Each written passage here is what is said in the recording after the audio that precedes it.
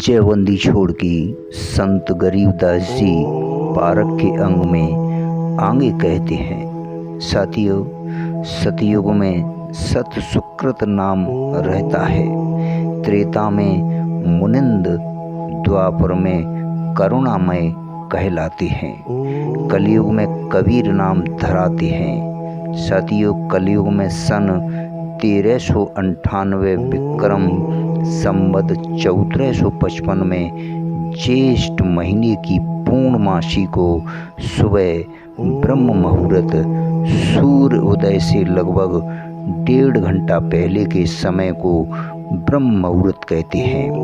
मित्रों, वे नवजात शिशु का रूप धारण करके काशी नगर के बाहर लहर तारा नामक तालाब में कमल के फूल पर सतलोक से आकर विराजमान हुए। साथियों, इस घटना के प्रत्यक्ष दृष्टा ऋषि अष्टानंद जी थे, जो स्वामी रामानंद जी के शिष्य थे। प्रतिदिन उस लहर तारा सरोवर पर स्नान ध्यान करने जाया करते थे।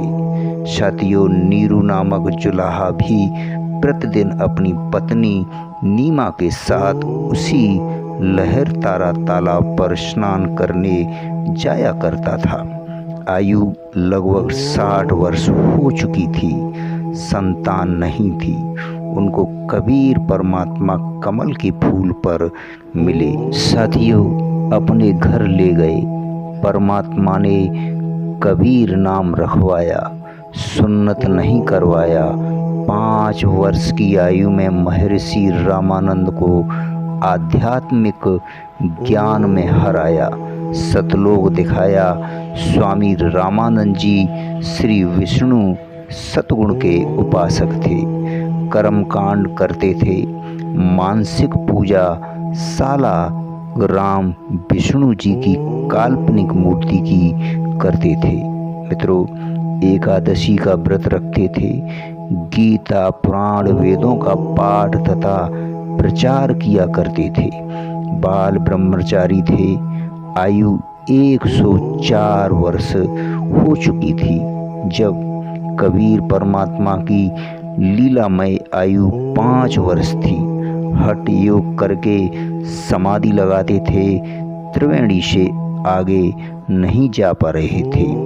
तब परमात्मा कबीर जी उनकी आत्मा का ब्रह्म रंध्र खोलकर ब्रह्मलोक ले गए। मित्रों, फिर सतलोक में अपने निज अमर स्थान पर ले गए तथा रामानंद जी को पारख हुआ कि विष्णु तो परमात्मा कबीर जी के सामने कोई मायने नहीं रखती। कबीर जी समर्थ परमेश्वर हैं।